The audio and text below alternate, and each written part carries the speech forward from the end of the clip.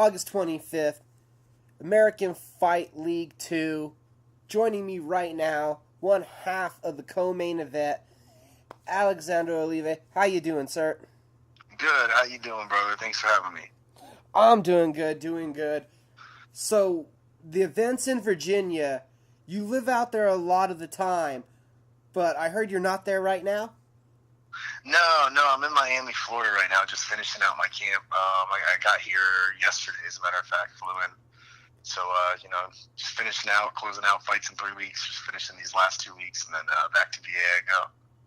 So where are you in Miami right now? I'm in South Florida, let me see, I'm not really familiar with this area, what do they call it?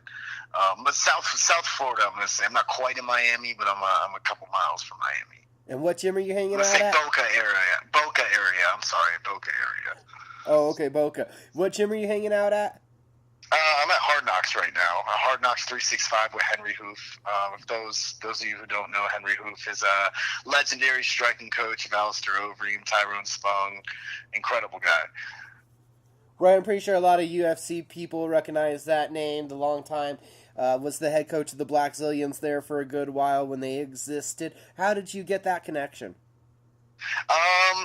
Actually, my brother Jacob Olave, he's fighting on the card as well. He trains out of there. So when I come down to South Florida, I visit him and train out at the gym, and it's good work. All right. So how's the camp been in full? What have you been doing?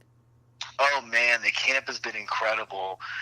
Just made my pro boxing debut a couple months ago, so I took some time off, just for a little relaxation. But I jumped right back into camp. Did a lot more wrestling than ever for this camp. The guy that I'm fighting, Damon Minor, he's a stud wrestler, very athletic. So I said, okay, let's work on some takedown defense and spring it back up for this fight. So been working a lot on that, a lot of ground stuff, and just can't wait for fight night. Is this boxer versus striker your Muay Thai background, his wrestling background? Yeah, it's your quintessential striker versus grappler matchup. I would definitely say going into it, that's what people can expect. But I've seen Minor. He does like to stand up, so I'm hoping it's not one of those. He just goes in and holds me down, and we go to a decision. Well, can you stop it if he wants it to go that way? Yeah, for sure. I mean, I'm working a lot new tools, a lot more situations I'm putting myself in. So takedown defense is definitely one of the things that I'm working on. But if it does go to the ground, I've been doing jiu-jitsu for almost 10 years now, so I'm not afraid to go to the ground. I have a lot of options there. This year, 2018, MMA, boxing. How many different combat sports forms have you competed in? I am professional in boxing, Muay Thai, and mixed martial arts. I would love to go after the jiu-jitsu, the professional jiu-jitsu world. You know what I'm talking about, where they have like the fight to wins and pretty dope grappling promotions just for grappling. So has it just been the 2 fights this year, or have you got some kickboxing in also? It's been the 2 fights this year. It's been the boxing and then the MMA in January. So this will be my 3rd, and then this will be my last fight of the year. Actually, I got some things that I got to focus on after this. Some really exciting things going in towards the end of the year that I got to put my focus on. But by no means am I stepping away from the sport. Well, tell us about the focus then for this fight. How important is this one? What's that? I'm sorry? How important is this one here? This fight is huge for me. It's actually a test that I set out for myself. I scouted actually, to make a long story short, the fight was offered to me on the LFA card that just happened in Virginia, but unfortunately, due to some contract disputes, it didn't happen on LFA. It had to happen on AFL. So this fight for me is huge, man. He's definitely a stud wrestler. I put him in front of me because I know if I can beat this guy, there's nothing stopping me from going to the top. If you've never seen Damon Minor, look him up. This kid's a savage. So definitely this one's not going to be given to me. And AFL had already set it up. We've actually talked to him already, too. Oh, wow. Very cool. Very cool. So we'll get both sides of the story out here. So you've already seen what he can do, and you respect his skill set? Yeah, I mean, I don't think his stand-up is anything impressive. I think his wrestling is definitely his main pedigree. So you're definitely looking at the quintessential striker versus grappler matchup, and like I said, I'm hoping he does stay on his feet because I want to see a little bit more from him on the feet. Saying striker versus grappler, his wrestling, are you still going to be able to throw your kicks? Oh, for sure, for sure. The kicks won't be an issue at all. Um, I train for every situation possible, and right now I'm training with some of the best people in the world, and they're not. They're not. He's not. Damon Minor is not Usman. Damon Minor is not Michael Chandler. He's not. You know what I'm saying? So I just have to have confidence in what I do and confidence in my training, and I'm just gonna go out there and execute the game plan. Now, going back to that boxing endeavor that you had earlier this year, how did that come up? Was that something that you already, a goal that you'd set out that you wanted to compete in the ring also with the boxing as you had done the Muay Thai and the kickboxing?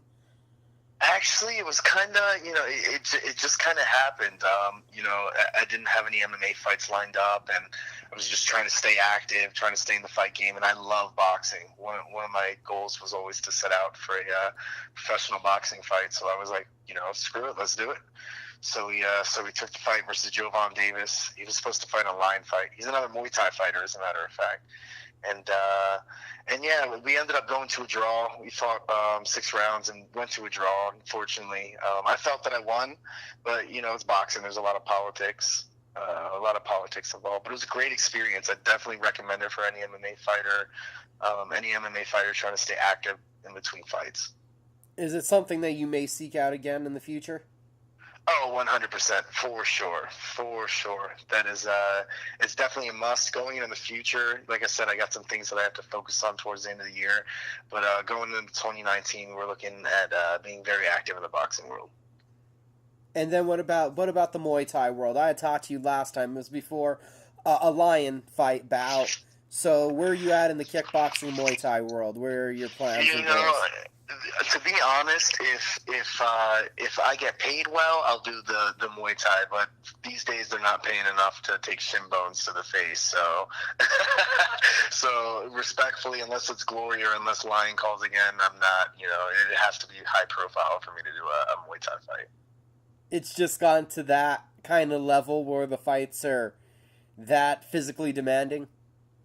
No, I think it's more I spent a lot of my career in Muay Thai already, fighting in Thailand, living there, that my main focus is really just on, mixed martial arts and boxing. Not that there's not that same passion there, but career-wise, professionally, I want to do more in the world of boxing and mixed martial arts. I've already, I'm a 500 fighter in Muay Thai now. I don't know if you saw the Lion fight.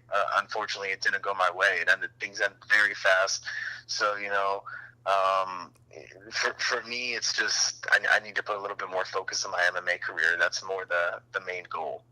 That's more where the future is taking place. I wasn't trying to bring it up. No, you're good. You're good, brother. You're good. It happens. We win some, we lose some, and to be honest, that loss really helped me find myself. I put so much stake in who Alexander Olave was as the fighter that I almost forgot who Alexander Olave was in general, who Alexander Olave was outside of fighting, that fight was necessary. I don't think that Eric Roger was necessarily technically better than me. I think it was just his night that night, and we win some, we lose some, and it was definitely a great learning experience for my character. Okay, so what's changed? Finding balance in my life, and the way that I approach the fight game now. Like after that loss, a big comeback win was the Thomas Blair fight, which happened in January. And for me, it was all about changing my mentality, going in there, and I didn't want to approach it with a sense of anger, because I feel like before my fights I was working myself up, trying to get angry. For the Blair fight, I went out there as calm as could be. I was dancing, I was laughing in my locker room, just trying to keep myself in good spirits. Even walking in the cage and in the cage, I was just laughing, just trying to raise my vibration, if you will. And for me, that was the mentality that I need to go to approaching fights going forward. Now you head into August 25th. What do you do to get your hand raised? I think a stop is wrestling. A stop is wrestling, and I just do me on the feet. And if I just do me on the feet, it's going to break as well. It's going to absolutely break as well. So just got to go out there and implement my game plan. I'm sure he's got I got a pretty good idea of what he's going to do, but we won't know till fight night. So just very excited. For me, this is more of a test. Win or lose, this is a test. If I lose, okay, I know what I need to do moving forward. If I win, cool. I knock that test out the way, and let's focus on something and come back a little bit later this 2019. He's had the wrestling experience, so the tournament experience, but you've had those Muay Thai fights. How much of a factor is that competitive experience that you've had? Oh man, and it's I feel very important. Nothing can really simulate a fight. Nothing really simulates getting punched in the face. You see with jiu-jitsu guys who are incredible, they get hit in the face and they shut down. Same with grapplers, they don't, wrestlers, they don't like to get hit in the face. So for me, I've had 14 professional fights total, in between the boxing, in between the Muay Thai, in between the MMA. So for me, I feel experience is everything, especially in the stand-up world. And you've already teased us twice. Last chance to let the secret out. What are we looking forward to in 2019 here? I can't really say. I can't really say what give details yet. But let's just say that my teaching career is definitely going to take a jump start. Oh, good stuff. Good stuff. Yes. Let's just say that without going over too many details. Awesome. For the fans, how can they follow you on social media? Go ahead and check me out, Olave MMA on Instagram. That's OLAV as in Victor E MMA on Instagram, and then just my name, Alexander Olave, on Facebook. And then, who do you need to thank a shout out to, sir? Let me give a shout out to So Right. They were on the Joe Rogan Experience. It's a therapeutic tool to target your psoas muscles, but even more. You can give yourself trigger point therapy, target your jaw muscles, target your pecs, your back. Go check it out. It's on my page. It was on the Joe Rogan Experience. Michael Chandler talks about it. So Right. Check it out. And then also, I'd like to give a shout out to my sponsors, Tobaccoology, Harvest Moon Consulting, and Hammer Fist Athletics. I really appreciate you guys. Without you, this camp would be impossible. Thank you for the time, sir. I appreciate it. Thank you so much.